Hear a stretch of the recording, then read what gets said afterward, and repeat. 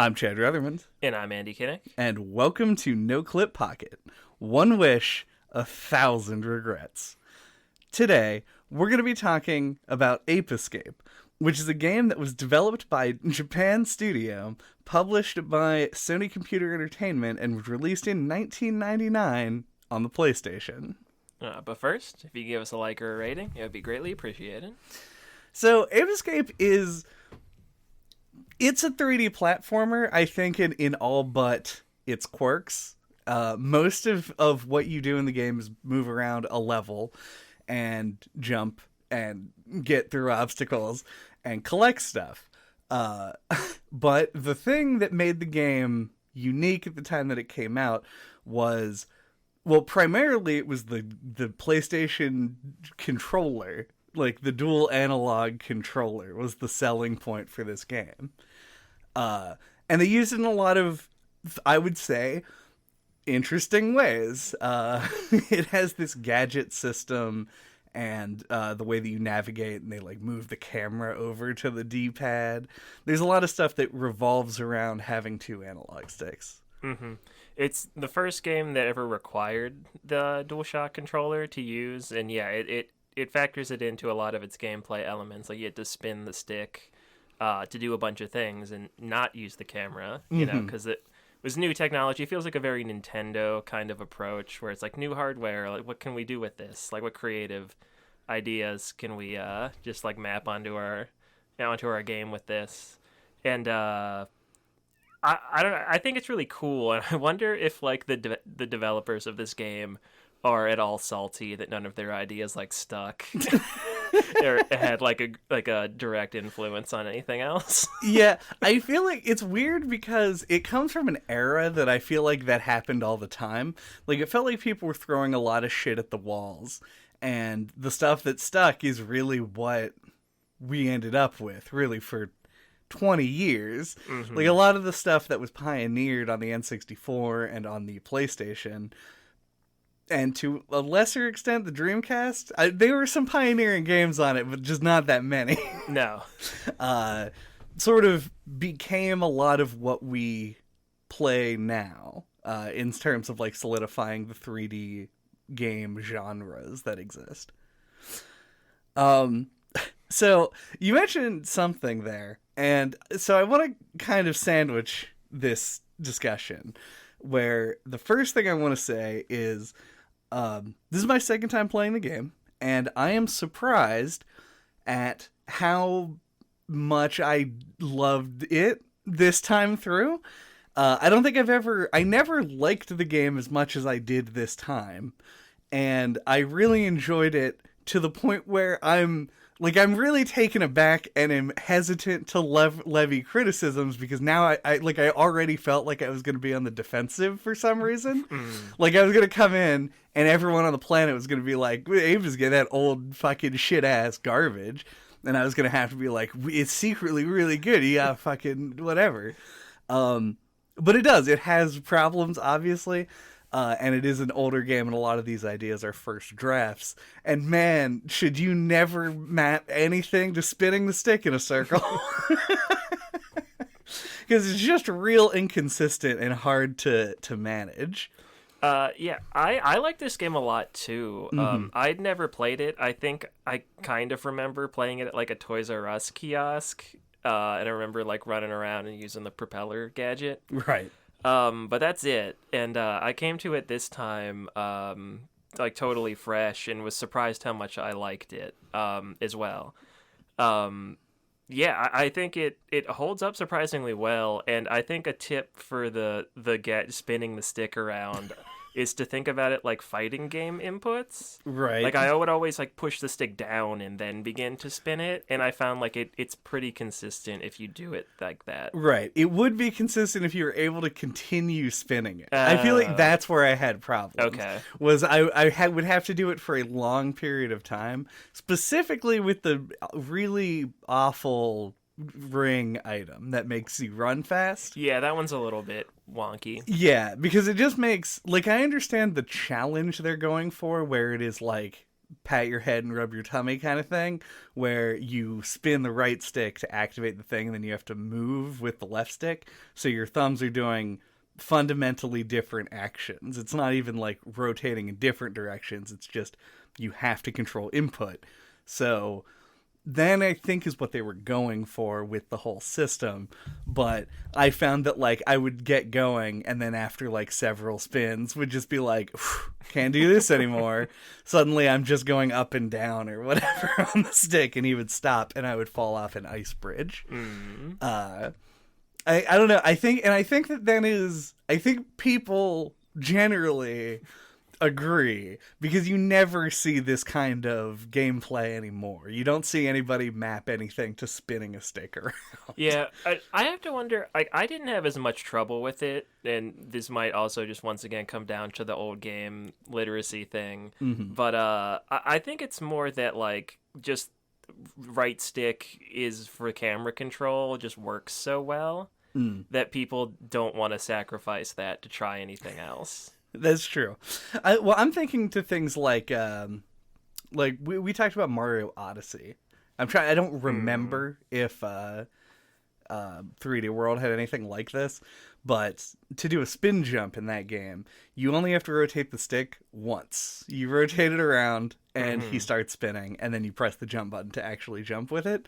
And I think that kind of a thing is like a fighting game input. You just sort of like know the button combination and do it. It's just the sustain makes it really awkward, especially when you're holding a controller. Yeah, I kind of feel like my brain just kind of like started thinking of it like moving in like a character and a camera at the same time. Right. I don't know. It kind of like clicked into place for me after a while. Well, I think that's the intended challenge part, I think, did click. I'm talking about, from my perspective, a physical inability to do it for a long time. Like my thumb just gets off and can't do it. So that could be me. Maybe I need to take a tighter grip on the control stick. That we did break a controller while playing the game this time around. Yeah. So that might not be the solution either. Similarly, yeah, like this is, once again, this feels like it's such a demo for the PlayStation controller. There are a lot of things where it's using the L and R3 buttons as well. And they want you to hold the L3 button down and then move. And that's not a thing that ever should happen. That's a toggle, and it will and has always been, except for in this instance. Yeah, it does totally feel like a demo sort of thing. Like a Wii Sports style, like, here's everything this controller can do.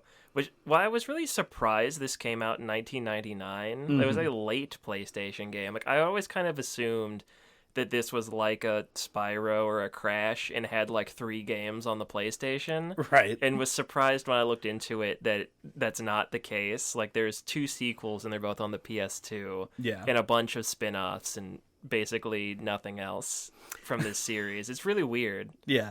It had like, I remember it being in Metal Gear Solid 3 Subsistence, which was insane. Like, just the fact that there was a weird monkey catching mini game, and it fit really well in with the game, because it was like there are elements of stealth in this game, and they sort of like were able to port over the monkey behavior really well into the Metal Gear engine. It's a game that I think is almost, it's on the cusp of that like has been forgotten level. And I really think it shouldn't be. I wish that you could just search this on an eShop and buy this game, but it doesn't seem to exist. Trying to find it on a modern platform was like, I was able to find Ape Escape 2, but not Ape Escape 1. I was thinking it was on like PS3 or something. It probably was, but you can't really do anything with a PS3 these days, so... this is my push to have this game preserved. Oh yeah, no, I agree totally. Like I'm surprised by like how much I liked it. Like it just feels like it kind of got like it lost a coin flip in like the the tides of fate or something over dramatic. Where I could see like another reality where this got like a remaster instead of Spyro or something. Right. Like. It feels like this kind of like really popular for a short period of time franchise that feels like it should have stood the test of time, or at least better than it did. Yeah. And it just kind of didn't. Yeah, so It just petered out. one of the things that makes this game, why I think it loses to Spyro in the court of public opinion, is this game's just not as, like, marketable, I think, as a Spyro. Like, monkeys, I hate monkeys, which is weird, because we're doing a whole month. By the way, it's Ape-ril again, in case somehow you couldn't tell. But I believe, generally speaking, monkeys are considered to be like a cute animal that people like. I think they were particularly popular in the 90s for some reason, and I don't know why, but I feel like that was a thing. That's true. I think that's when somebody first came up with the going bananas joke. And so it really caught on at that point. I mean, most of the games we're talking about are from, like, the mid to late 90s, so there's definitely something. Yeah, I mean, or their series started there. Yeah. Like, it literally is 100% of games that, that we're talking about. But yeah, people think that they're cute and stuff. Yeah. But, like, it's not a mascot. And they're, like, the enemies. Like, Spyro is a dragon, and dragons aren't really cute, but they, like, made a very mascotable dragon for the game. And so, like, people remember it. Remember the purple dragon? He flies around. He shoots fire. I don't. I played Ape Escape. I didn't play Spyro. But like, what do you know, Ape Escape with Spike? Yeah. Whose whole thing is that he wears a red shirt and jorts. Yeah, that's a good point. Spike is not the greatest, flagship character. Not really. Yeah, he's like, a typical, like, 90s kid. And, it does feel like, while the game does, like, look good, it doesn't have, like, as good of presentation, I think, as something like a Spyro or a Crash. Like, I think because they're pushing more on, like, the mechanics end and, like, probably the amount of polygons on screen and all the enemies and monkeys and stuff and the AI and blah, blah, blah. And it doesn't look quite as nice as some other games at the time. Yeah, and that's probably, a big reason why. Is, like, it's not as easy to, like, latch on to Spike. Yeah. And Natalie and the weird AI robot lady. And, you know. Yeah, they're not lovable in the same way. Yeah. It's very true. And like, and saying that he is like a 90s kid also, because he is, like, that's correct. But it's something that dates the game. Yeah, it ages. Yeah, whereas Spyro does not age. Crash ages. Crash is also a 90s kid, but they did all those commercials with the guy in the big Crash suit, and that solidified him as a meme, and Spike never got to that level. No. I would love to see a guy in a big foam Spike suit, though, because it's unnecessary, because he's a human. It would just be funny. But yeah, and that's kind of like what happens, because this game is very mechanically focused. And you mentioned polygons on screen. Fuck, you know they had a problem with that, because you can't see more than 10 feet in front of you at any time. The draw distance is the worst thing, I think, about the game. Yeah. It's okay most of the time, but, like, there were a few instances where it was just like, I'm just, like, looking at, like, some half faded out thing across a gap, and I'm like, is there something to land on there, or is this, like, the edge of the level? And you just have to take a leap of faith. Yeah, I remember fucking literally a level I was just playing, like, not long ago today. I remember looking into the distance with the first-person camera, which I don't know how popular first-person cameras were. This feels like a very early implementation of one, but it is so helpful in this game because of it. It's a TM trademark big rooms game. Yeah. Where you go into a big room, accomplish objectives, and that's how and then progress through levels. And so being able to look around, but I was in this level and I looked over in the direction I was heading, and there was a ball, like a spiked ball on a rigid rod it was like a fucking spiked ball trap. Yeah. We all know it. Classic. We've seen it. You love it. You love it. You love a spiked ball trap. Don't fucking lie. And it would just like pop into existence when the ball came close enough for me to see, and I was like, oh boy. I know what to look forward to. Jumping. Yeah, I think I know like Mario 64 and Ocarina of Time both had a first-person camera to look around, which makes sense in both of those and in this too, because like Mario had it so you could like for platforming, so you could look over edges and stuff, and Zelda had it for aiming like a bow and a slingshot and stuff, and this game does both of those things. Shoot, there it is. You heard it here first. Better than Mario and Zelda. That is exactly what I'm saying. Yeah, and it's helpful and it's nice. I don't know, once again, we had this exact same problem on Time Splitters, and for the audience's benefit, I have tried to solve the problem, but don't know if I have. Don't know if it's the controller's fault or if it is the game. Very hard to make fine adjustment. I think it's the game, because like we had these wireless controllers, and I broke one of them playing this. Yeah. In my rage. No.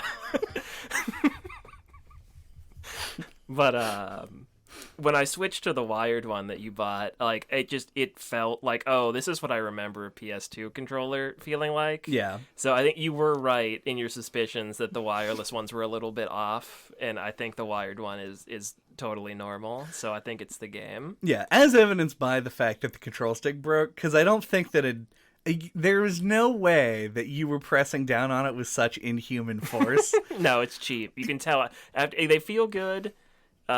Just in your hand, but like once I broke it, I was like, oh man, like this is like a cheap ass fucking piece of plastic right here. Yeah. I had this happen actually with I want to say it was a Wii U gamepad. I dropped a dictionary, which is you can make fun of me for having a physical dictionary and a Wii U. And a Wii U, like those time periods overlapped. But fucking nerd. It did fall off of a bookshelf and land on the control stick, and it did a similar thing to what happened there. But that took a dictionary falling I feel on like it. the Wii U gamepad's like really sturdy. It sure is. Yeah. It's weak to dictionaries and microphones. And Webster. Yeah, and also Webster. Because I dropped a microphone on my gamepad as well, and that also broke it. So that one makes more sense. Yeah. So keep an eye out for those things if you're trying to preserve Keep a lookout for flying microphones. Anyway, yeah, it's hard to aim really precisely, is what I'm getting at. It's rare that you have to do it in any sort of like hurry. Yeah. Which I think is compensation for the kind of oldness of the console, aka technology that was current at the time. Yeah. But it did make it. That was probably one of the. It was like spinning the control stick and aiming at things that moved were like my two issues that I had. Yeah. Because otherwise, I think that this game has a really clever control scheme that I like a lot. Because, yeah, go ahead. Yeah, I was just going to say, I particularly like just like the net and baton. Like, it takes like a couple of seconds, like a level or two to get used to it. But like once you do, like it feels good, I think, to control. And I also really like the propeller. Oh, yeah. Yeah, like the being able to like get a boost jump and like and be able to glide with it.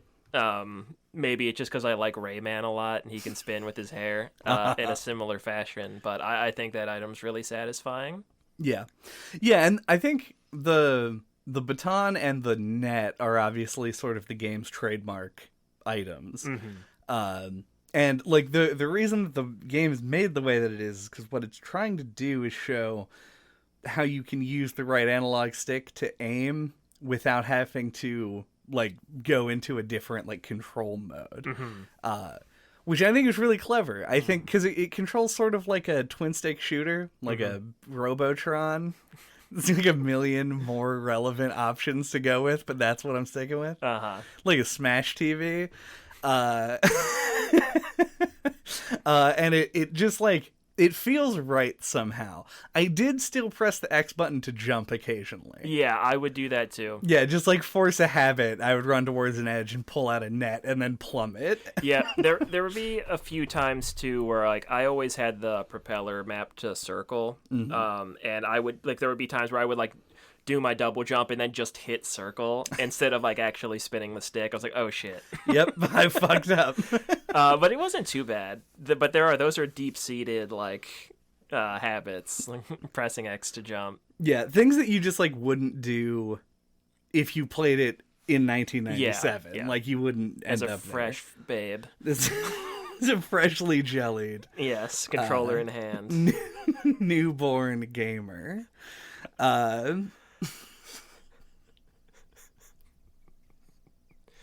So I want to talk about the monkeys themselves. I think they're like the most clever thing about the design of the game because it's as if the stars in Mario moved. So your objective can like run away from you. Yeah. And it can lead to like more platforming, which is clever for a platformer. And I also like that they wear shorts that, like, they're comfy and easy to wear. Because they're comfortable and easy to wear. But they tell you, like, what their, like, mannerisms are going to be like the different colors mean different things. And they have the lights on their heads that let you know, like, how aware of you they are. And it's all just, like, good visual design stuff that works really well. Yeah. And they have... There's so much clever going on with the way that they design the levels in order to make use of that. But the monkeys are funny because, like, it's great to imagine people sitting in a boardroom if this game, and I presume that it did, and I could be convinced otherwise. I presume that it began as a mechanical experience, and then they sort of built the other stuff around it. And I want to know at what phase in design they were like, fucking monkeys, maybe? And they just went with it because they look really good especially from a game design perspective, like you were just mentioning, with the light that shows awareness. It's way better because it's more modular than things like Metal Gear, where it's just they're aware, they're not aware, and they do it with a question mark or exclamation point above their head when you're raising suspicion. It has a similar like modularity to it, where they could be in yellow, where they're sort of on the lookout for you, or red when they're alert. It's just really clean to look at, and it's funny that monkeys were the thing that they landed on because it just seems really disconnected. Yeah, I have to wonder if there's a level in Mario 64, I think it's Tall Mountain, where you have to catch a monkey to get a star. Yeah. And I wonder if that had any inspiration at all, because it is an instance where you have to catch something to get a star, which is a similar concept, but it might just be a coincidence. But yeah, I don't know. I wonder the same thing, because like just like when it's all comes together and someone just tells you like, oh, the name Ape Escape is really catchy. Like you immediately have an idea of what it is. I don't know. Yeah, the idea of like all the animals escaping from the zoo or something. Like I could imagine them coming across the idea fairly early. Like it just feels like an idea that makes sense once you hear it. Yeah. Like it just really, it just all really comes together in a clever way, I think. And it really ties the 90s knot on the top of the game. Hashtag 90s knot.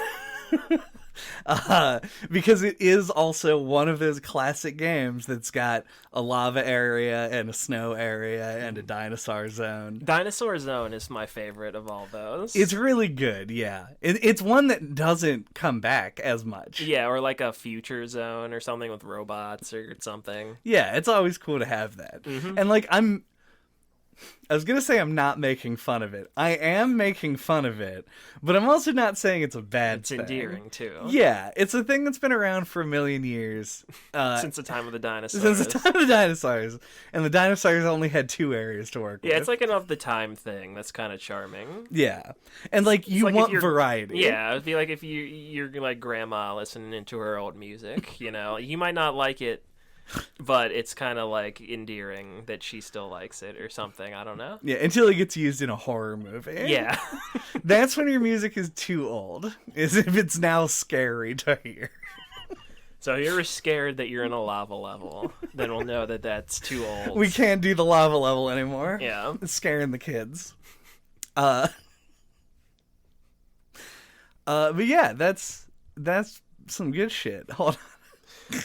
I know I had something. I know you also have to get all of the monkeys to beat the game. Mm-hmm. And I found that interesting because like I usually don't like that sort of thing, like that kind of a restriction or like a requirement to be able to beat the game.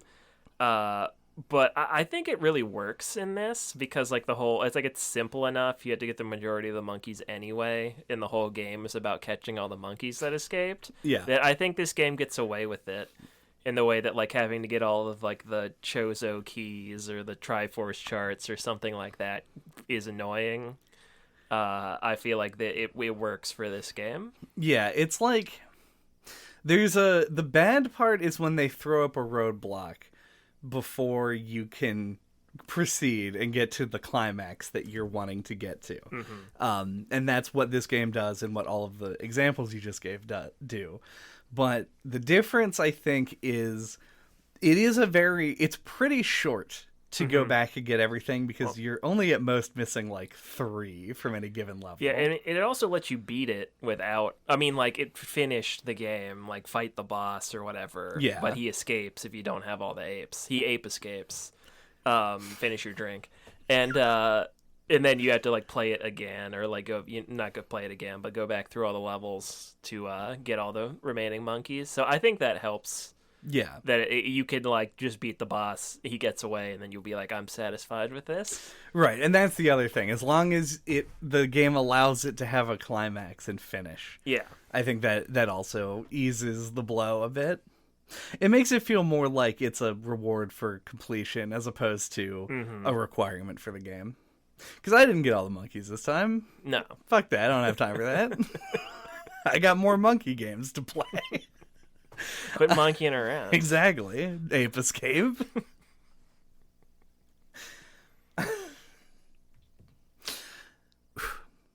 One thing that does do, having to go back and get all of the monkeys, is makes one of the, in my opinion, most useless gadgets in the main game, the monkey radar, actually serve a purpose, because there are things that you'll want to go back and get, but not have any fucking idea where they are. So the monkey radar becomes at least a little bit relevant for a period of time.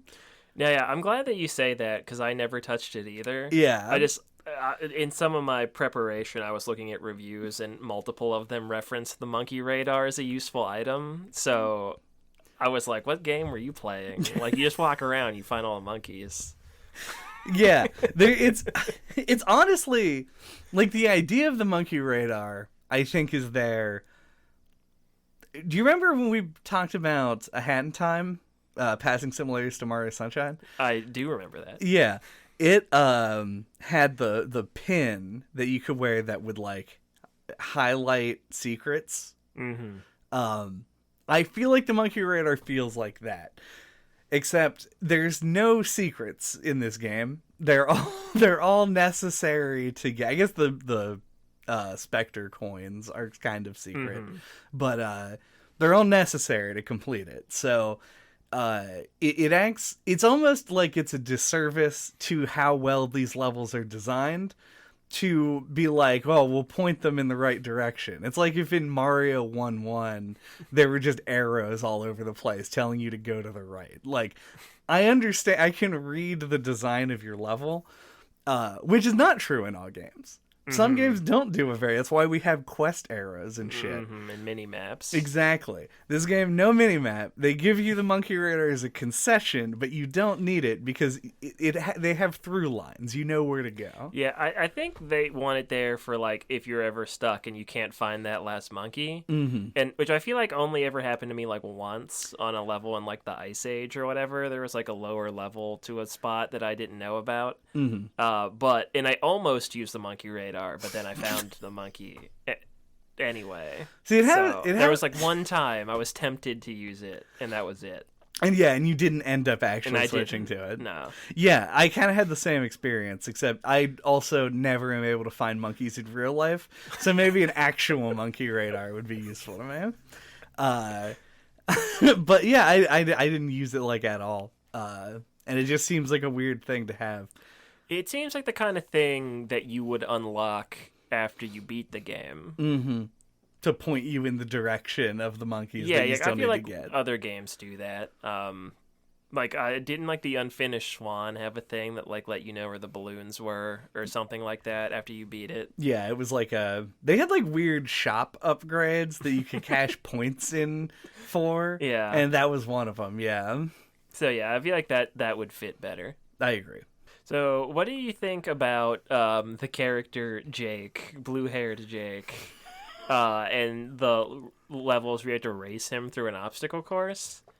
Because for me, it kind of fell flat on its face, where like mechanically, like they don't really feel like they were adding much of anything, and he beat me so bad on the first one that I was discouraged from trying it again. And I don't think it really served like any kind of narrative purpose to like build up a rivalry and like make you want to beat him or I don't know. It just kind of felt like a weird obligation nothing thing to me. Well, first of all, they're called gladiator battles, of course, which is a dumb name for this thing. But yeah, I agree. Jake clapped my cheek so hard you could hear it in Dubai, and it was not a comfortable experience to do it correctly.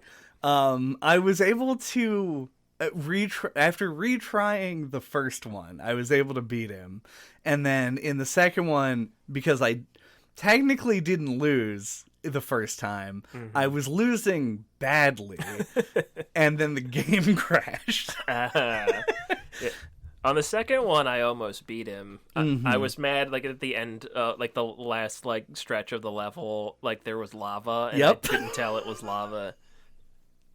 There's lava in the first and second races, but lava as a concept is in one level of the game before those. It shows up later in I think one other level, but I was not trained to look for it and thought it was brown ground. Yeah. And just ran right into it. I did the same thing. I was not expecting it in like the abstract test level looking level that the gladiator battles take place in. Yeah. So I didn't win the second one either. Also fairly badly. And though closer than the first one. And I was like, not doing it again. And just didn't. So I don't have strong feelings about them, but I agree that they didn't add a lot. Yeah, it just an element of the game that feels tacked on to me. In a really obvious way. Yeah, and like the second one lets you use the stick, the fly. It has a name, but I just call it the propeller. The propeller move. But the way that they're designed, it feels like they should be an obstacle course in the sense that with clever use of the gadgets you have, you can do better than him, but you just have the same gadgets and they're limited to certain ones. Yeah, it feels like a what do you call that? I feel like there's a term for this. Like the game's like testing you to see if you're good enough with the item. I know the term DPS check, but that doesn't work. Yeah, but for the other items in the game that are not doing damage to anything. But a pop quiz, a midterm exam. Yeah, they're just like testing your mastery of the items. See if you can like beat the AI with it. Yeah, but in order to function like that, they would need to make the race itself easier and rely more on the gadgets, which it doesn't. So, yeah. Add another... That's number 3 on my list of complaints.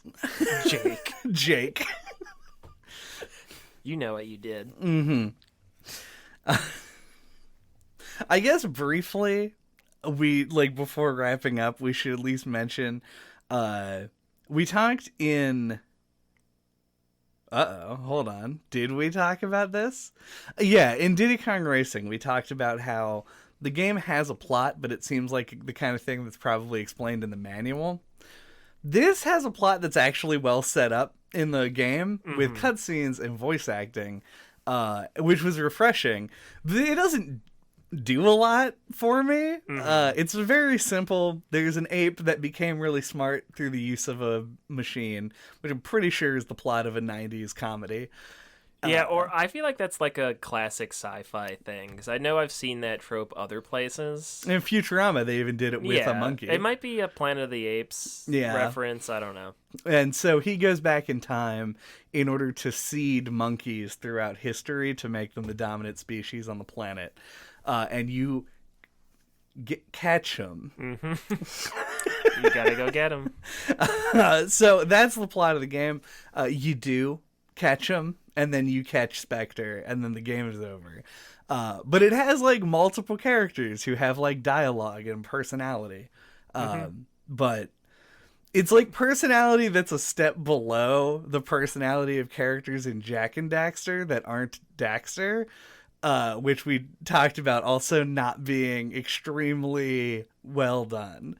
So it's real medium. Yeah, I was gonna make a comparison to Jak and Daxter as well. Like it's trying to take its plot seriously and give it production value, but its plot is just like apes escaped, go get them.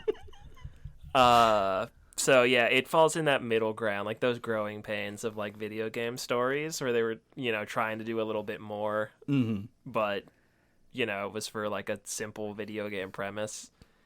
Yeah, and like the voice acting I find to be like really odd because like it's not good, but it's not like stereotypical like bad voice acting. Like they're trying, and it doesn't sound like they got their uncle to do the voice or anything. But like it is very like doesn't sound like professional voice actors either. Like it's a weird middle ground where it's like fine for the time, but like I don't know, it just came off as like I don't know how to feel about this. Because it's not awful, but it's not any good either. Yeah, it's and we're talking obviously about the English voice acting. That's the version of the game that I have. I don't know what the Japanese voices sound like, and you could tell me that they're way better or way worse, and I would just be like probably, because I have no concept of it.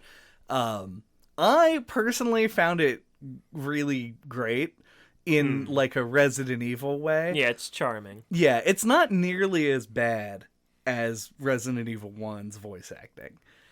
But it's like it has a similar sharpness and abruptness to all the dialogue. Yeah, it's not campy though. Right. It's like which is I think what's weird about it. Right. The words as written are not extremely bad. They're delivered in like a kind of yelly, non-conversational kind of way that makes them feel strange. You know what it fucking sounds like. I'm generating a thing. Like VHS era training videos for like various jobs. Okay. That's what it sounds like to me. Like a title card could come up with every line of dialogue, and they're like, without training, using this gadget would be dangerous. And I'm like, okay, professor. Like they're reading off a teleprompter. Yeah. It does feel a bit like that. That's where I'm landing on it. I liked it, but in a not good way. Yeah, no, it is likable in a bad way, for sure. Obligatory, the music was pretty good. The music is good. The music is good. Yeah. But... Full stop. Full stop. It's not great. It's not bad. The thing about it, I did want to mention, I'm really glad that you fucking said this, because I probably would have forgotten. I didn't expect this from a game from 1997. When you crouch and go into stealth mode, it pulls instrumentation out of the music. So there's like a quiet, sneaking music and like the full music. And I thought that was great. And I think some of the later levels have actually pretty catchy songs. And the fact that you could like dip in and out of different versions of it made me like them even more. So Yeah, it's very Banjo-Kazooie. yeah, it's just they went the extra mile on like a lot of things in this game.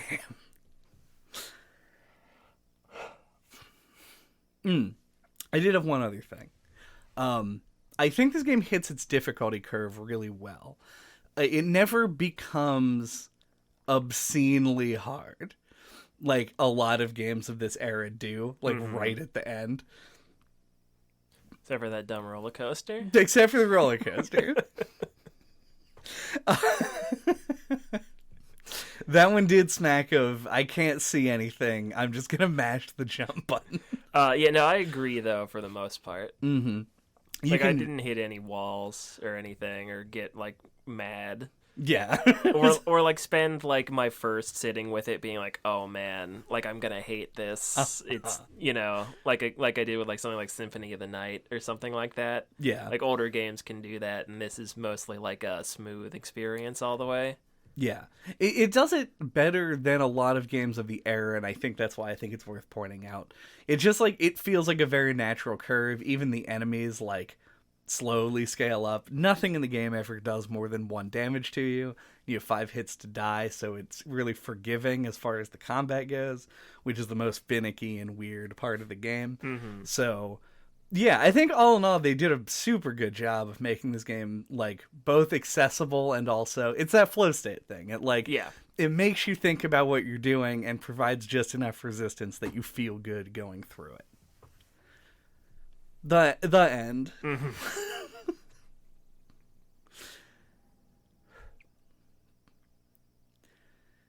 Do we have sling back shots? My sling back shots. I'm only like 70% sure that that's even the name of the item. Oh, I don't fucking remember. But my sling back shots thoughts are, I thought this was really great. I always felt like Ape Escape seemed like the kind of game that I would like. It's a very me kind of game. But I didn't expect it to hold up as well as it does. There's like a lot of like PS1 or N64 games that are hard to go back to if you didn't play them at the time. Mm-hmm. And this holds up better than most, I think, at least in my experience. It's a lot. There's a lot of clever things to its design. It had the experimental control scheme, which I think has definitely more hits than misses. And I don't know. I was just really impressed. Yeah, and like the actual like act of catching the monkeys is really satisfying. Like, I'm actually kind of glad I didn't play this as a kid, because it seems like the sort of thing that would have given me like mad performance anxiety, where it's like catching the monkey seems like it should be really simple, but then I would like fuck it up, sort of a thing. It just kind of feels like I always would think about that when I'm catching the monkeys. But yeah, this game surprised me. I really enjoyed it, and I don't know. I guess if you have like a PlayStation 1, definitely don't overlook this. Like, it would be cool. I don't know what you would do with it. It seems like the kind of premise that it would be hard to like add to if you were gonna do sequels. But like, I kind of want to see this series make a comeback, or at least get like a remake or something. Because I liked it a lot and feel like it deserves it. Yeah. Sure does. My thoughts. I could have done that in a smoother way, but fuck it. Way back in the days of yore, long ago in 2001, I was a young Game Informer subscriber, and I just looked up August of that year. They released their 100th issue, which included their 100 greatest games of all time. And Ape Escape is their number 100. It's the worst of the best, according to Game Informer 21 years ago. And that is how I learned about this game and what convinced me to buy it when I was a kid. And by extension, why we're talking about it right now. And God, I remember not liking this game as a kid. I thought I was probably just shit ass, but I thought it was really hard. And I could never really get into it, and likely I didn't have the proper memory card necessary and wasn't able to save the game. All of these things probably leaned into it. But playing it now, like, God, I really had a good time with this. It's weird to call a game like this, like, overstuffed, but I think that's its main problem, is it just tried to do too many things. But most of the stuff it tried to do, it just nailed. I think that as we talked about, the visual and sound design are really good and complement this really tight mechanical package that really only misses on 2 or 3 of the many things that it tries to do. You have a lot of abilities and a lot of things that you can do, and you just sort of have to balance it and use them to your advantage, and it feels very like player-driven and cool. So, after 21 years, do I still think that this is in the top 100 games of all time list? My hot take? Maybe. It might be in there. It would be a really funny through line that every time they update that list, they keep Ape Escape as number 100. That would be a good move on their part. You know what it is, coming in at number 100. It's Ape Escape. Classic. It is classic. Thank you for listening to NoClip Pocket this week. What are we talking about next time? Next time, we're going to be talking about Gemini-Rue, the first game of potentially 2 or 3 games that we're doing for Mystery May this year. Hell, yes. We got a lot going on, so we might not get as many episodes out. Yeah, but we'll see what happens. It's a myth. It's part of the mystery. Yeah, ooh. We'll hide the other game that we'll do in a cryptocurrency. You got to invest in NoClip. Yeah, but Gemini-Rue is like, you play as a detective. It's an adventure game, a classic Mystery May fodder. Mm-hmm. So, look forward to it. Yeah, Mystery May is very quickly becoming Detective May, because a lot of games have, like, mysteries, but we want something that's hard. A hard-hitting detective mystery. Yeah, it's just like an easy, it's an easy thing to go to. If you want it, you don't want to feel like you're stretching it. Be like, well, this game technically has a mystery. This game's a little bit mysterious. Yeah. Where, in what castle is Princess Peach? Yeah. That was a dumb. I'm editing that Super Mario World. So we're talking about Mystery May. Until that time, you can get a hold of us. All of our contact information is on our website at noclippodcast.com or on splattershot.pro, where you can find links to our email address, our Twitter account, the YouTube, which features all of our old episodes, including episodes on, we mentioned, for some reason, A Hat in Time, Mario Odyssey, Jack and Daxter,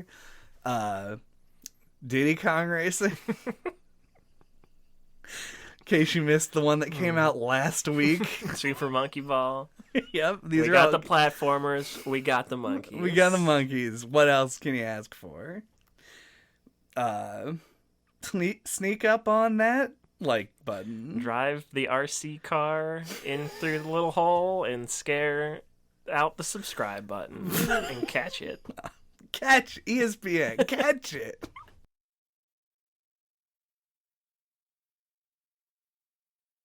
Gotta catch 'em all. Ape Escape. Catch 'em, gotta catch 'em all. Gotta catch 'em all. Ape Escape. I'm on the road to Meridian City.